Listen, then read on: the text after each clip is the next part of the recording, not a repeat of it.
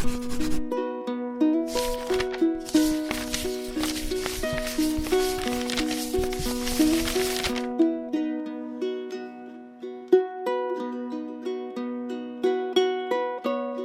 a day, everyone.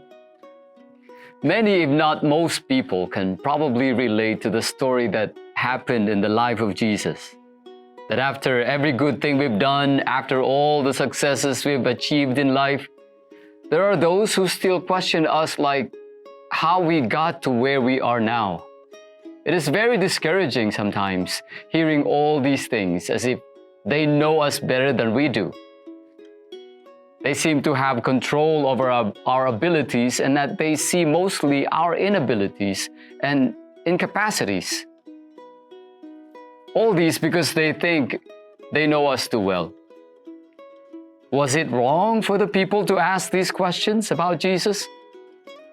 Where did this man get all these? What is this wisdom that has been given to him? Is he not the carpenter, the son of Mary, and the brother of James and Joseph and Judas and Simon? Are not his sister here with us? There's definitely nothing wrong with these questions, if only they were sincere in their desire to know the answer. What is wrong is that they took offense at Jesus after realizing only such trivial information about him. They immediately concluded that a man like him cannot possibly be special or extraordinary. They immediately concluded that he cannot be someone who can teach them about the scriptures or about faith or about God. They were probably thinking that Jesus should just focus on his job as a carpenter, be a good son to Mary, and a good cousin. But to render Jesus the respect that is due to a king or a Messiah, that is just too much. It is impossible. Now, we know that Jesus was the great Messiah, the one sent by God to save us all. But sometimes we still have doubts about him. After everything that Jesus has done, the great and extraordinary deeds of Jesus, we still sometimes doubt his power. We still act like we do not know him well enough, as if he's just a carpenter, just an ordinary man. We sometimes fail to see the extraordinary face of God beneath the ordinary layers of human conditions. We fail to see Jesus, for example, in the poor. We fail to see Jesus in the sick. We fail to see Jesus in the sinners, especially those who have wronged us.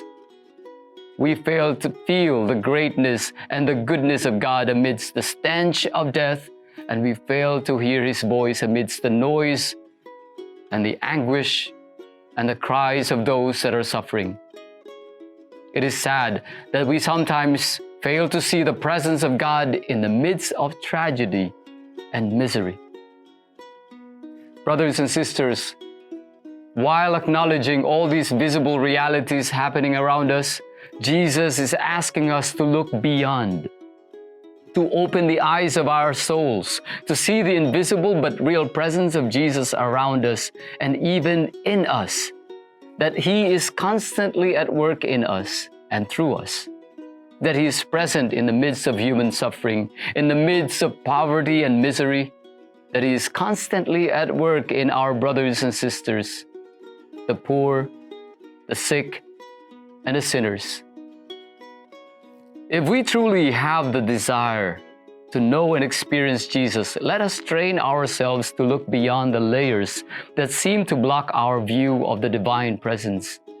Allow the eyes of our souls to seek the face of Jesus in everything. If we can do this, then our attitude about life will start to change. We will see hope instead of despair. We will see good possibilities instead of threats. We will see light in the midst of darkness. We will see hope in the midst of uncertainties.